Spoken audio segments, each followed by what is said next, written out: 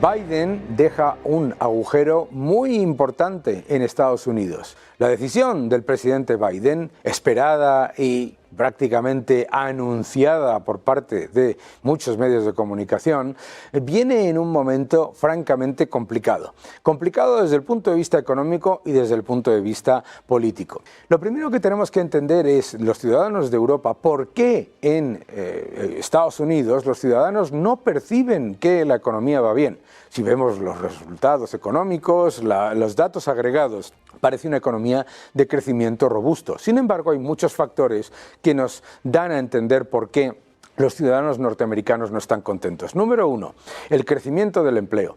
El crecimiento de la fuerza laboral en los últimos 4 años viene exclusivamente de la inmigración. Son datos del propio gobierno y de Ned Davis Research. Segundo, muy importante entender que el crecimiento de los salarios reales, no me importan los nominales, lo que importa es ajustado por la inflación, ha sido negativo durante 4 años. También es importante entender que el paro lleva aumentando varios meses y que está a máximos de 3 años en el último dato. Por supuesto, el dato de paro es mucho mejor que el de los países de la eurozona, ya no te quiero contar los países como España. Pero es verdad que para el ciudadano norteamericano eso no es positivo. Además, la creación de empleo fijo es precisamente uno de los grandes escollos, como siempre ocurre con los gobiernos de los demócratas. Pero también es importante entender algo. En el último dato de empleo, prácticamente 1/3 venía de dato de empleo público. Esto es importante entenderlo. ¿Por qué? Porque dopar el empleo con empleo público, alrededor de 50.000 personas, 70.000 en el último dato, 1/3 del dato total, es una táctica muy típica, la de dopar los datos agregados, el dato de empleo más el Producto Interior Bruto, que se dopa con un déficit brutal, 2 billones de dólares de déficit, 1,5 billones de dólares de Producto Interior Bruto. Es relativamente sencillo, pero muy peligroso. ¿Por qué? Porque la pérdida de poder adquisitivo, la pérdida de salarios reales, la pérdida de oportunidades de empleo con respecto a la inmigración, la pérdida de capacidad de crecimiento de las pymes, de las pequeñas empresas, etcétera, con los aumentos de impuestos, le dejan un legado complicado al próximo candidato. Y el próximo candidato lo va a tener difícil por varias razones. El presidente Biden se retira de la carrera presidencial y dice que va a terminar el trabajo como presidente. Así, porque lo que está demostrando es que no tiene capacidad para presentarse a una campaña, por lo tanto, se va a poner, con toda lógica, en cuestión su capacidad de ser presidente de la nación más importante del mundo. Cuidado con esto. Segundo, si los candidatos que se presentan son Kamala Harris y otra persona como candidato a vicepresidente o candidata, vamos a tener un importante problema. ¿Por qué? Porque Kamala Harris tiene todavía peor encuesta que el presidente Biden, es decir, es mucho menos popular. Cada vez que habla siempre se dice que pierde 100.000 votos. Bill Maher, que es un comediante y presentador bastante de izquierdas, decía que el número de delegados en la última convención demócrata que ella consiguió aunar, se podían contar con los dedos de una mano si esa mano no tuviese dedos. Es importante entender esto. ¿Por qué?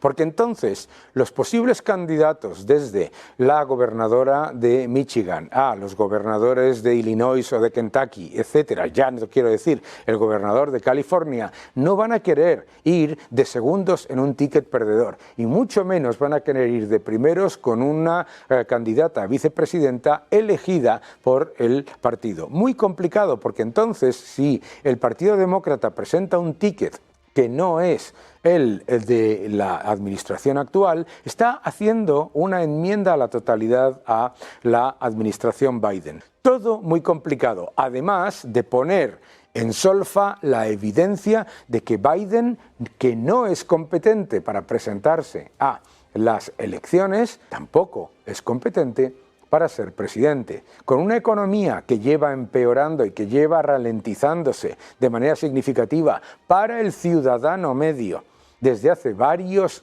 no ya meses, sino que va a más de 2 años de empeoramiento, Todos esos factores suponen un grave lastre para la economía y para el Partido Demócrata, pero también es muy importante entender algo.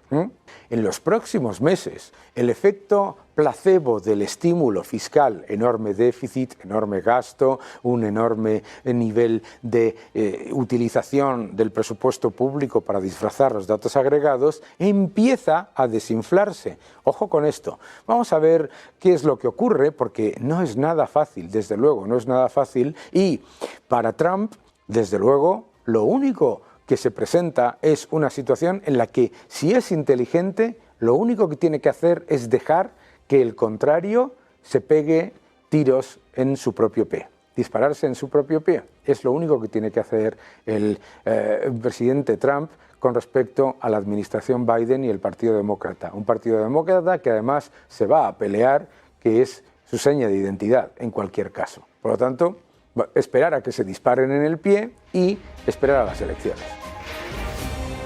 Bueno, las elecciones norteamericanas van a ser una fuente de titulares uno detrás de otro después de la renuncia del presidente Biden a la carrera presidencial. Pero hay muchas incógnitas y para desvelar todo lo que realmente está pasando y puede pasar en Estados Unidos, ¿quién mejor para hablar de Estados Unidos que mi buen amigo Antonio Camuñas, que es fundador y presidente de Global Strategies, una de las personas que sabe más sobre diplomacia corporativa? ¿Cómo estás? Buenos días, Daniel, ¿cómo estás tú? Muy bien, muy bien. Bienvenido a tu casa. Ya sabes que estás en tu casa. Muchísimas gracias. Oye, el presidente Biden, pues yo creo que era una renuncia anunciada, ¿verdad? Pero tú has sido uno de los pocos, porque había un montón de gente que decía, no, se va a mantener sí o sí, incluso él lo decía, y tú has dicho una y otra vez, el presidente Biden no va a ser el candidato demócrata a las elecciones.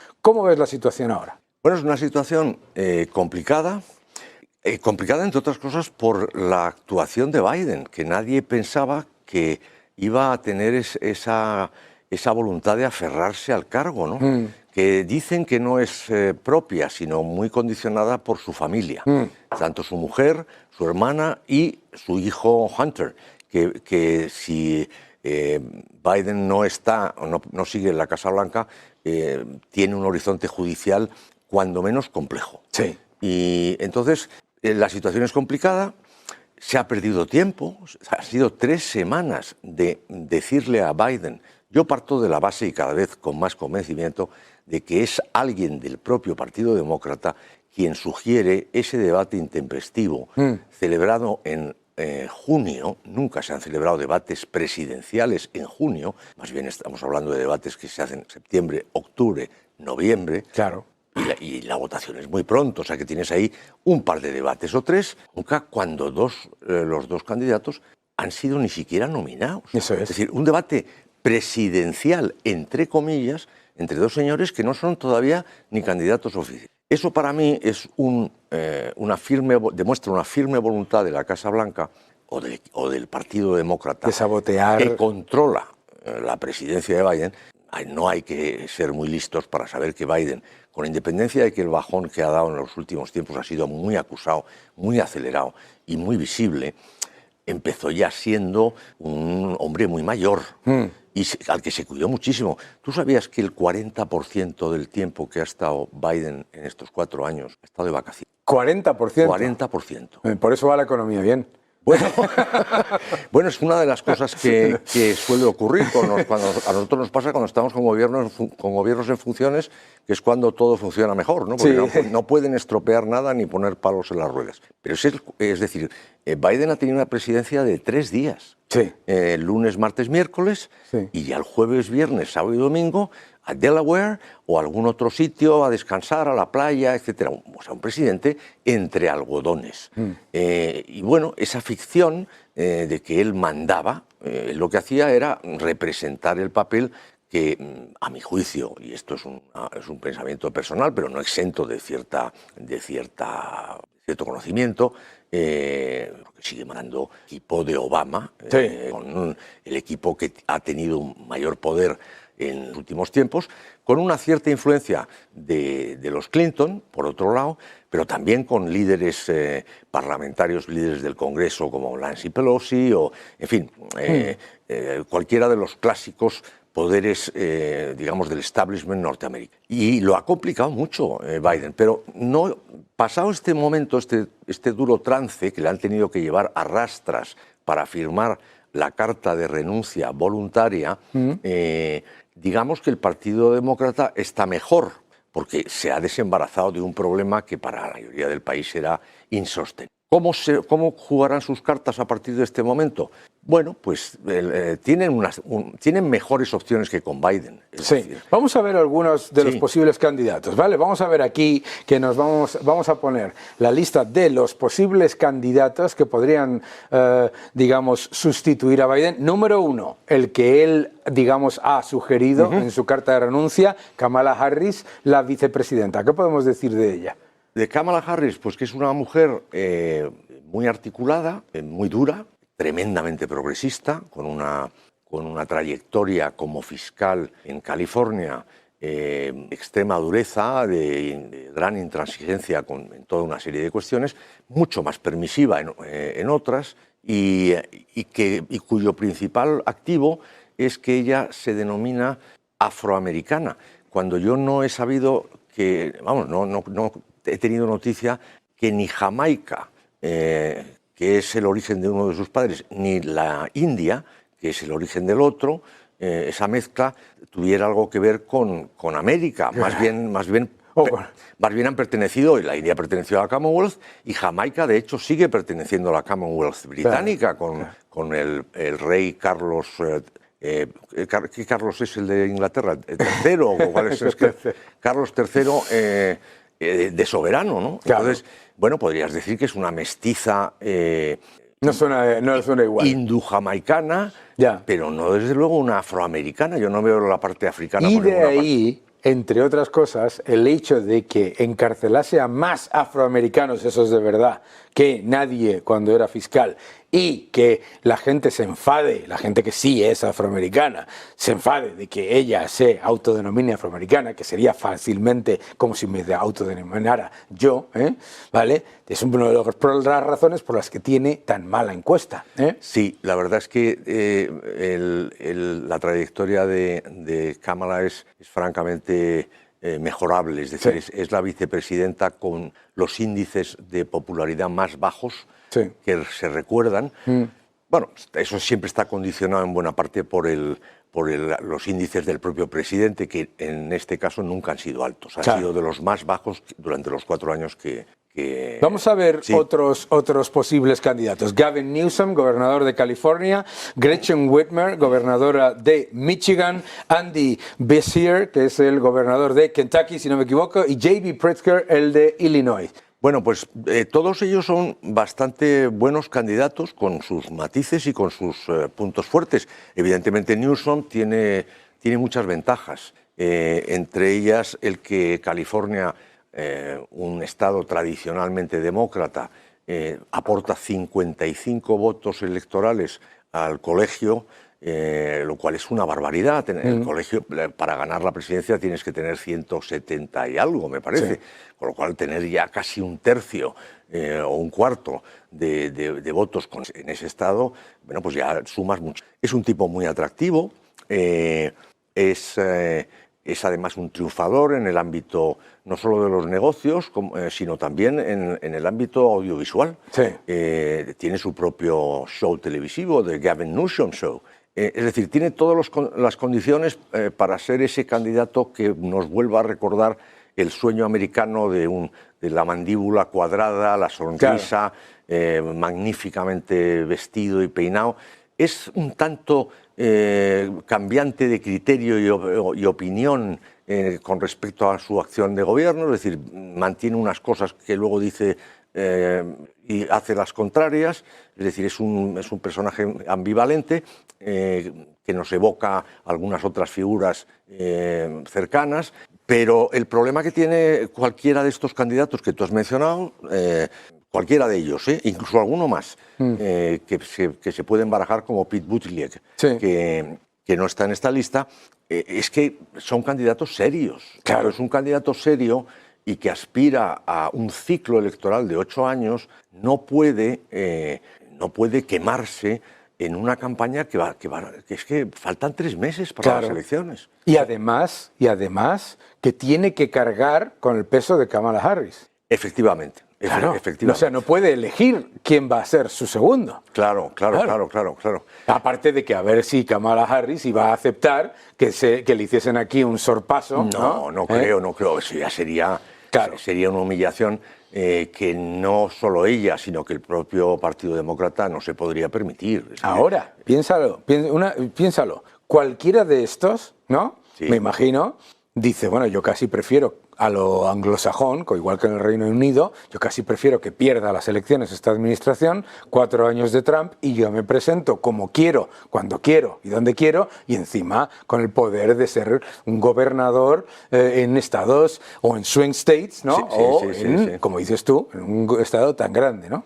Efectivamente, es que eso es lo que caracteriza a cualquiera de los candidatos que tienen posibilidades reales. Hombre, Pete Buttigieg, que al final estás hablando de un gobernador de Indiana, que es un estado pequeño, claro. Lo mismo que Mike Pence. Sí. Pero bueno, se les puede interpretar que está cercano al Medio Oeste, sí. porque está pegado a Chicago, etcétera. Pero tiene otro problema añadido, que es su condición de homosexual. Bueno, por cierto, yo creo problema no, eso podría ser un positivo. A propósito, nos queda un minuto. Pues caray. ¿Qué posibilidad? Eso sería un positivo, yo creo. Es posible, sí, no te digo que no. Sí. Pero para la América en general, sí. ¿Tú crees que sería...? Para una candidatura doble en el que tuvieses ahí el primer vicepresidente gay, sería estupendo. Bueno. LGTBI. Es posible, ahora, ¿no? sí. ¿Vale?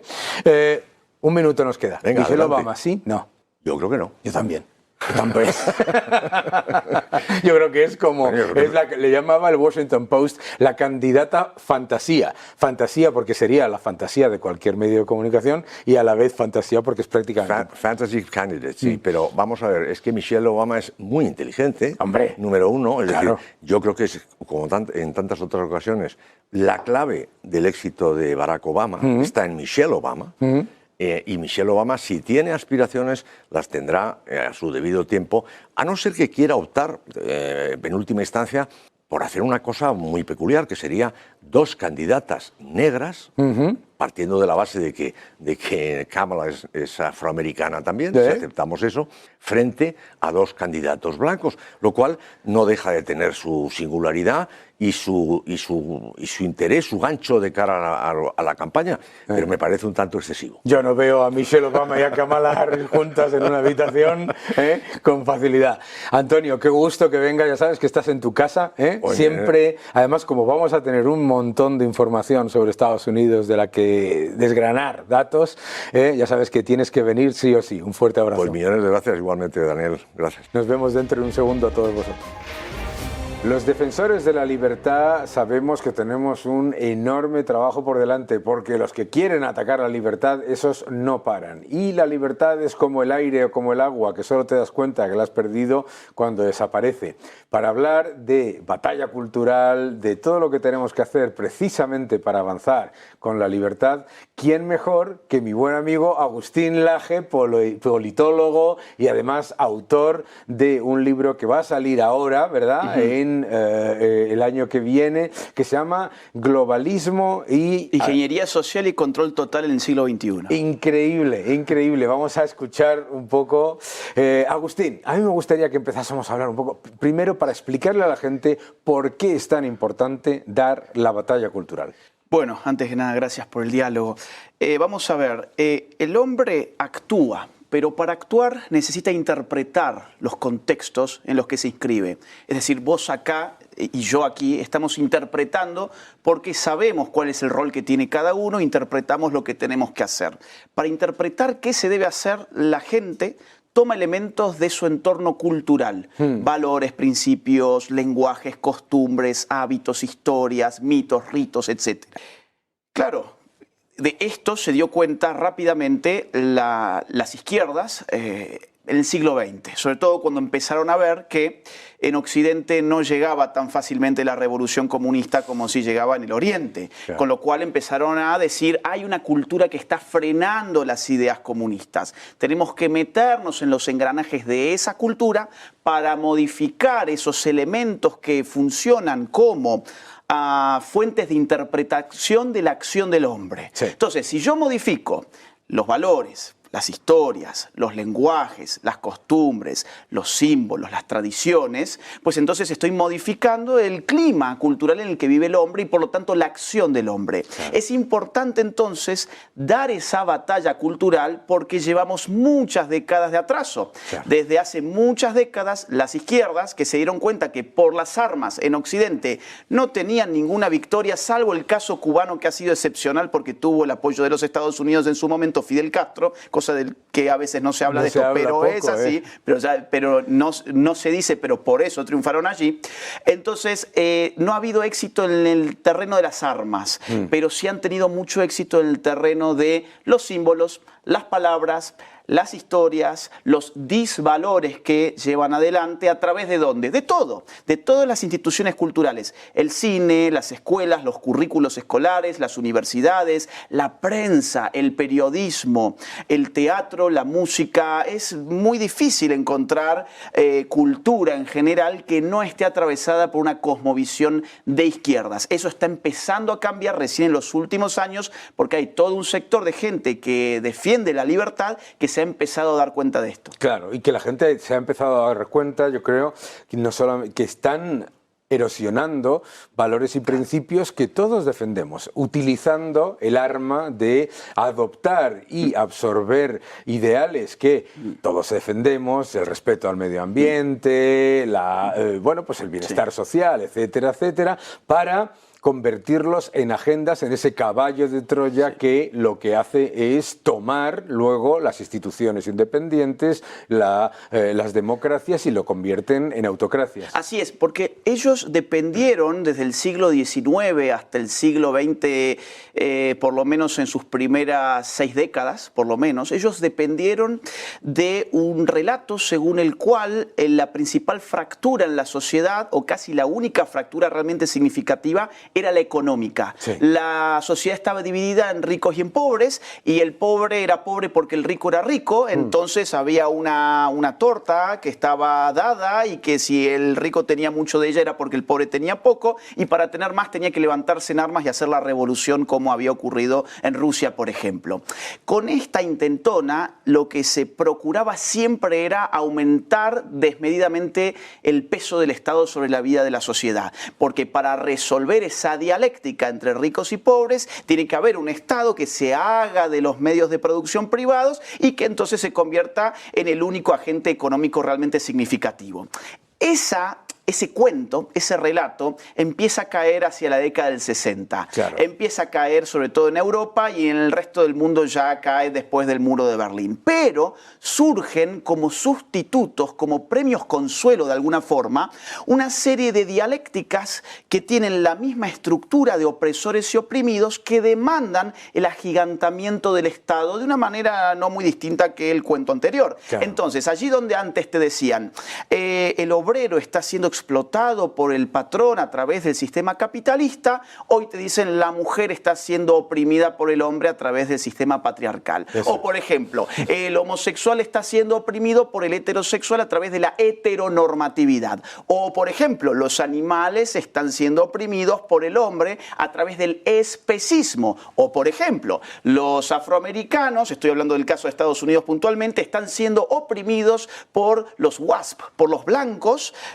locales, en virtud de su racismo. Y así sucesivamente un montón de nuevos sismos han surgido y tienen un mismo efecto, que es el de agigantar el tamaño del Estado. Claro. Es el mismo efecto porque, ¿qué te dice la política? La sociedad está dividida, entonces para reconciliarla, yo como Estado, yo como poder político coercitivo, voy a reordenar esas relaciones, voy a hacer ingeniería social, denme más poder, más impuestos, más ministerios, más burocracia, pero yo voy a hacer que todos sean tan iguales como merecen. Y dicen, claro, lo que tenemos que hacer es más derechos, y más derechos son más ministerios, más consejerías, mayor estructura estatal, más burocracia.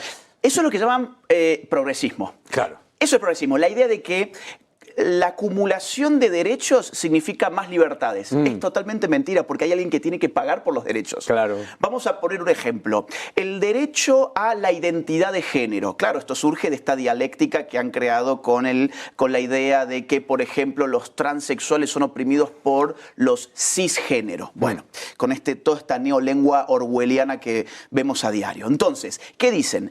Existe algo llamado identidad de género, que es un derecho y que como es un derecho, pues alguien lo tiene que pagar. ¿Y qué significa la identidad de género? Que una persona sea tratada conforme a su autopercepción. Claro, el problema, ¿sabes qué? Es que con la autopercepción no basta, porque esa persona se ve al espejo y se ve que su autopercepción no funciona como una varita mágica que lo ha modificado de cabo a rabo. Esa persona va a necesitar cirugías plásticas, tratamientos hormonales de por vida, va a necesitar un cambio en los registros burocráticos del Estado, va a necesitar un cambio en la forma en que la sociedad se refiere a él, y todos esos servicios, por decirlo, y bienes y también servicios, se los va a brindar el Estado a costa de la propiedad y de la libertad de los demás. ¿Por qué de la propiedad? Bueno, porque las cirugías se pagan, las hormonas se pagan, y eso no sale de los que pagan impuestos. ¿Por qué de la libertad? Bueno, porque supongamos que yo tenga más apego a mi libertad de pensamiento frente a la coerción de una sociedad que me obliga a mentir, y yo quiero tratar de mantener un lenguaje que sea concordante con las cosas. Bueno, no lo puedo hacer porque voy a tener graves problemas con el Estado. Entonces, fíjate que al final había derecho a identidad de género, que significó atentar con derechos de propiedad y con derechos a la libertad individual. Y a mí me parece esencial en todo esto que ahí siempre ese caballo de Troya del que hablaba está imbuyendo el debate con un factor clave, que es el de constantemente erosionar los derechos de propiedad y constantemente erosionar la libertad económica. Te dicen, vas a tener libertad para todo, excepto la libertad económica. Exacto. Claro, y en el momento en el que pierdes la libertad económica, lo pierdes todo, pero no te puedes quejar. Exactamente. Y algo también que es significativo es que todos estos derechos, si bien repercuten negativamente sobre la libertad económica, son derechos que se despliegan en materias culturales. Por lo tanto, a los más desfavorecidos económicamente ni siquiera les interesan. Exacto. No les interesan. Es más, ¿sabes qué, Daniel? Son ideas de lujos. Son ideologías de lujo. Es decir, son ideologías que utilizan generalmente clases acomodadas, que adoptan además todo un lenguaje muy intrincado, el cisgenerismo, la heteronorma, el heteropatriarcado, el neoliberalismo. Son todos, es una neolengua que ellos les permite distinguirse en sus círculos sociales. Claro, antes distinguirte en tus círculos sociales era mucho más fácil porque lo podías hacer con bienes de consumo. Claro. Hoy la realidad es que yo tengo el mismo celular que puede tener Bill Gates. Claro. Es decir, será un poco mejor, un poco peor, pero es el mismo. Claro, nadie se va a distinguir por esto. Es muy importante ese factor, porque te hablan constantemente de desigualdad, y no es una desigualdad por falta de acceso. Pues una persona puede tener una chaqueta más cara o más barata, pero tiene una chaqueta. Es una gran diferencia. Exactamente. No es lo mismo no tener acceso a comida que tener acceso a una comida más cara o a unos alimentos más caros. Donde el libre mercado más ha avanzado es donde más se ha democratizado el ingreso al mundo del consumo.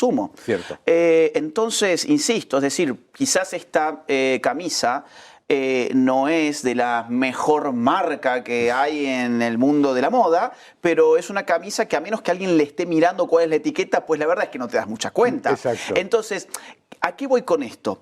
Que estas personas generalmente son hijos de mamá y papá con dinero, que le pagan sus estudios en las universidades y que empiezan a adoptar esta idea de que su manera de distinguirse en sociedad es adoptando estas ideologías y estos lenguajes intrincados. Entonces no tienen nada que ver con la persona trabajadora, con la persona del pueblo, con el hombre de a pie, con el hombre común. No tiene absolutamente nada que ver, sino al revés, lo perjudica. Totalmente. Porque, por ejemplo, desparramando la ideología trans, es decir, el trans de la bueno, es un tipo cool. Ahora, el trans del barrio probablemente tenga que vender su cuerpo. Claro, es muy... Claro. Efectivamente. Es que yo creo que hay un tema que tú has dicho que me parece muy importante resaltar. la socialdemocracia, el socialismo, la izquierda, ha abandonado la defensa de los más desfavorecidos, del agricultor, del ganadero, del pequeño comerciante, etcétera, etcétera, para tomar la agenda de multibillonarios, Sí. de gente que como tiene todo, absolutamente todo ya completamente dado, se puede dar el lujo de tomar de generar esas divisiones y esos ataques, ¿no? Bueno, esto a veces huele a teoría de la conspiración, mucha gente lo acusa de eso, pero en realidad es toda información pública. Por ejemplo, vamos a hablar de casos bien conocidos para la gente. George Soros. George Soros es uno de los magnates más conocidos del mundo, que tiene una fundación llamada Open Society Foundations. En esta fundación se publican los reportes financieros todos los años, están disponibles para quien quiera entrar a verlos, y si uno contabiliza la cantidad de donaciones que ha hecho Soros a este tipo de causas progresistas y de izquierdas de las que estamos hablando, en los últimos 30 años supera los 30.000 millones de dólares. Y o ahora, Bill Gates, por ejemplo, a también. mí me parece una cosa interesante esto por lo siguiente. Una de las críticas que yo siempre le hago al centro derecha, al liberalismo, etcétera, es que se queja mucho de digamos, de lo bien que se maneja la propaganda, de lo bien que se maneja la financiación de ciertas causas, etcétera, etcétera, en vez de decir, bueno, pues haga usted lo mismo. Sí. Haga usted lo mismo. O sea, a mí me parece que ha habido un error, no sé si lo ves tú igual, fatal, y ha habido un poco de fatal arrogancia por parte de los defensores de la libertad de pensar que los datos, la evidencia y el hecho de que se acabó el muro de Berlín, pues ya no hacía falta hacer nada más y que por lo tanto las cosas caen por su propio peso, pero no es cierto, ¿verdad? Totalmente. La derecha, por llamarlo de alguna forma, después podemos entrar en las disquisiciones, pero yo creo que la derecha se ocupó de las cuentas mientras la izquierda se ocupaba de los cuentos. Y al final del día la gente quiere cuentos, no cuentas. Esa es la realidad. Es decir, uno puede mostrar datos, números, índices, gráficos, y está muy bien porque hace falta. Es decir, eso tiene un valor muy importante, no vamos a tirarlo tampoco por la borda, pero es que si no tenés un relato potente detrás, de nada sirve. Voy a dar un ejemplo de un país de América, Chile. Chile, se hablaba constantemente del milagro chileno. Chile era un país donde todo el resto del continente miraba para tratar de imitar. Era un país que además había levantado de una pobreza tremenda gracias a políticas de libre mercado. Y Chile, finalmente, sin crisis económica, sin inflación, sin desempleo, sin una caída del PBI, sin una catástrofe natural, sin nada, viró hacia el socialismo del siglo XXI. Totalmente. ¿Y quiénes fueron los que votaron por el socialismo del siglo XXI? Los privilegiados. Los privilegiados. Claro. Los hijos de las clases medias, altas y altas de Chile, que es lo que estábamos hablando recién. Ese es el error. Entonces, ¿qué le vendió la izquierda a esa gente? Le vendió épica. Claro. Le vendió un relato, le vendió buenismo, le vendió una ideología que satisfacía lo que esa gente estaba buscando, que era también distinguirse en la sociedad. No basta el iPhone para distinguirte, no basta la chaqueta para distinguirte. Y sobre todo le vendió dos cosas. Por un lado, te convierte en víctima y por otro lado te convierte en Dios. Es decir, eres víctima de todo y a la vez eres Dios para decidir con una ingeniería social qué crear. Y a mí nos quedan unos 5 minutos, pero me parece que es muy importante porque tú y yo estamos en esa misma línea. Una de las cosas que a mí me preocupa de los defensores de la libertad, de los liberales, etcétera, es la equidistancia entre esa izquierda que está tomando de las instituciones libres y la derecha. Y no entender la importancia de unirse, ¿no? Desde el liberalismo, obviamente desde la crítica y desde el debate, desde el liberalismo y la derecha para conseguir precisamente esa batalla cultural y ganarla, ¿no? Vamos a ver, izquierda y derecha son términos que nacen con la Revolución Francesa, 1789, y desde entonces la realidad es que los utilizamos siempre para simplificar el complejísimo dominio de las ideologías políticas. Si yo salgo allí afuera y le pregunto a la gente, oiga, ¿usted sabe qué es el paleolibertarismo? ¿O qué son los libertarios, o los randianos, o los objetivistas, o los liberales clásicos?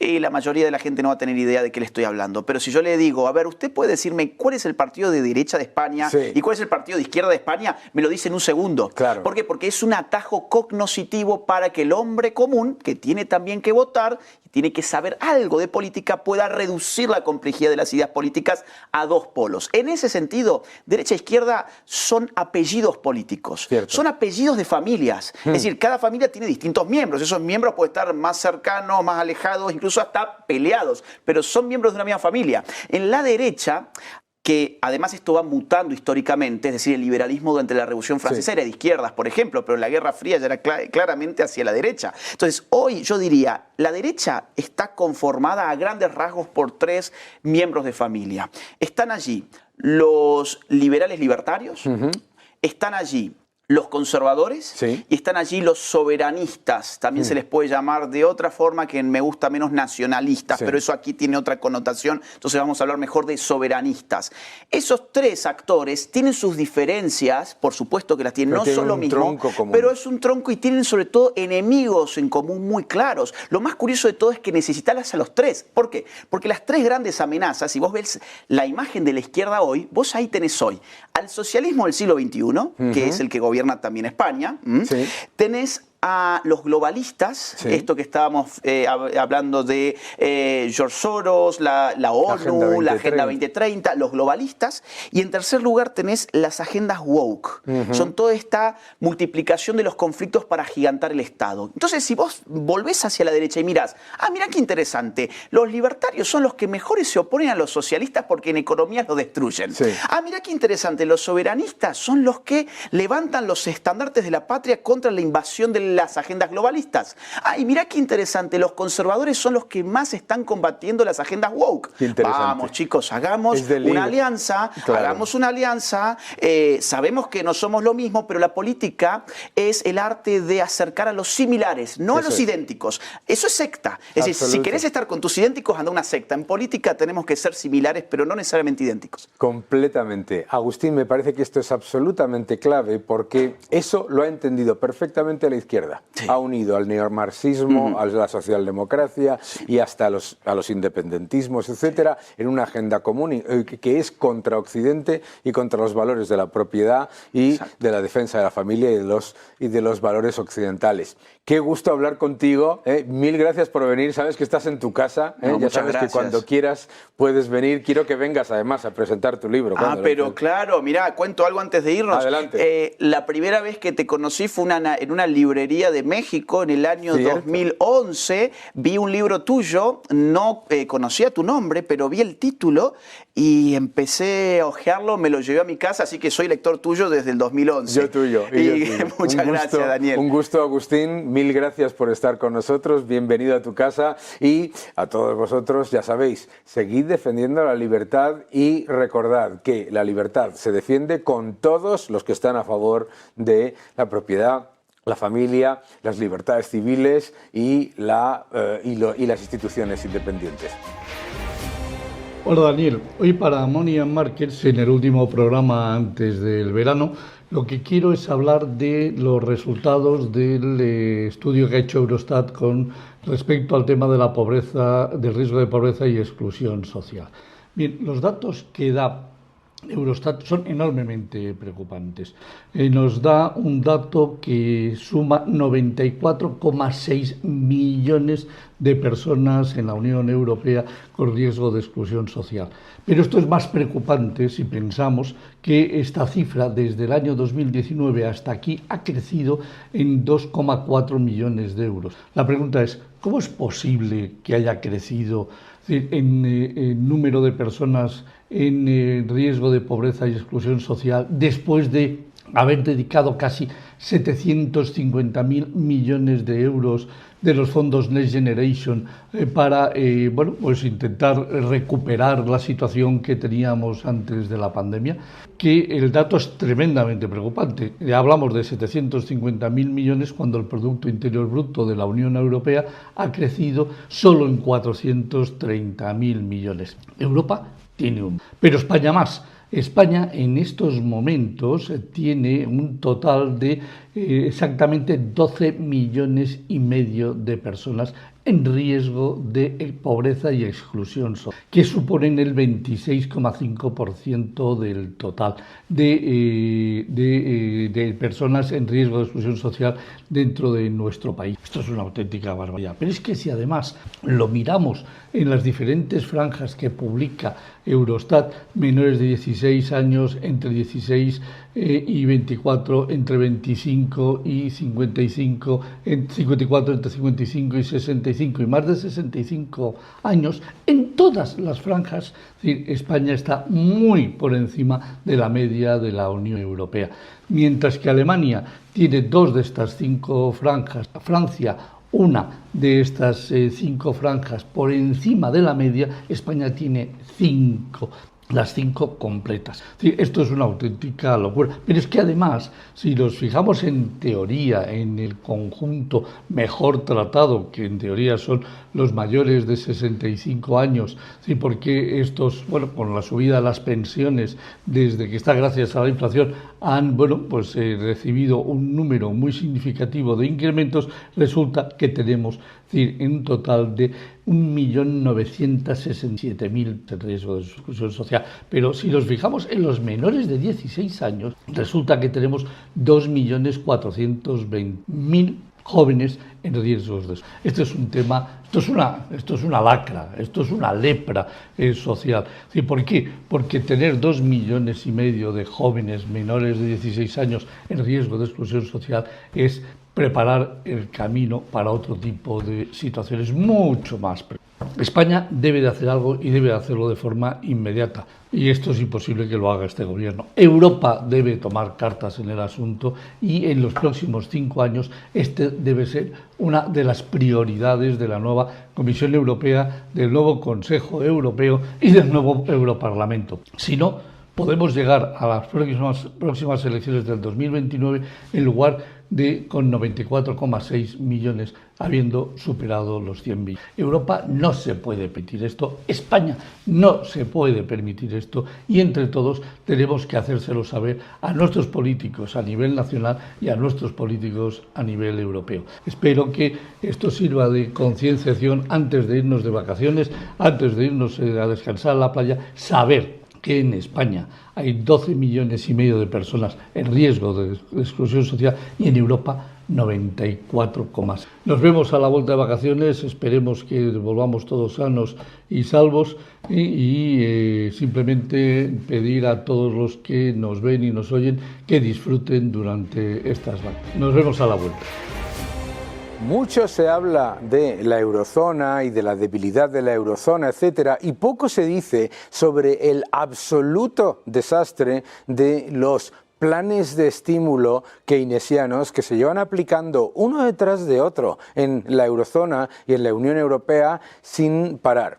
No nos olvidemos del Plan de Crecimiento y Empleo de 2009, del Plan Juncker, ahora de los fondos Next Generation. La Unión Europea presenta constantemente unos mensajes de estímulo económico, de planes de crecimiento que luego no generan ningún crecimiento. En este gráfico cortesía de Bloomberg podéis ver lo que es la evidencia del estancamiento de la Unión Europea. Pero atención, es que los mayores beneficiarios de los fondos Next Generation, Italia y España, azul y rojo, lo que nos muestran es exactamente esa tremenda y horrorosa situación que se genera cuando se ponen una serie de planes de mal llamado estímulo que se supone que van a apoyar el crecimiento, pero ahí lo tenéis. O sea, es que España es la segunda en azul, España muy por debajo de la Unión Europea,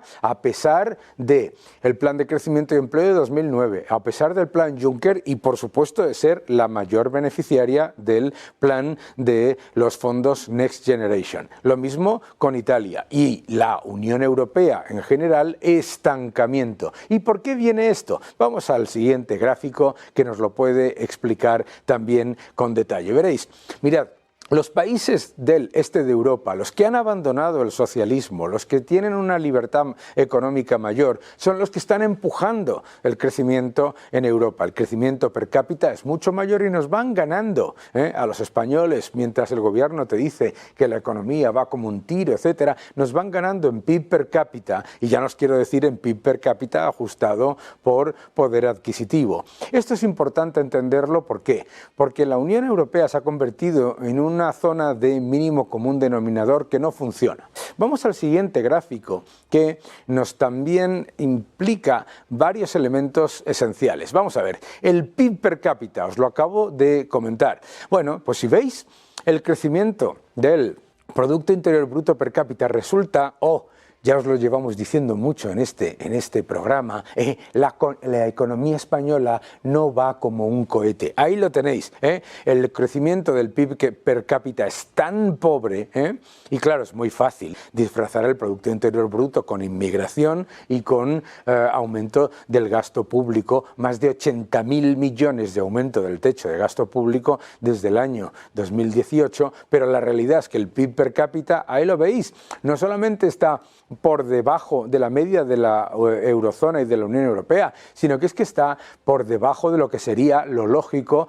el crecimiento en una economía supuestamente que recibe el impulso de los fondos Next Generation, el impulso fiscal keynesiano de mayor gasto público y el récord de turismo. Fijaos de lo que estamos hablando de cómo generar estancamiento en medio de los estímulos. Es brutal. Si veis el resto de los países, lo que veis es que hay un crecimiento de las economías que están funcionando bien, mucho más robusto, muchísimo más robusto.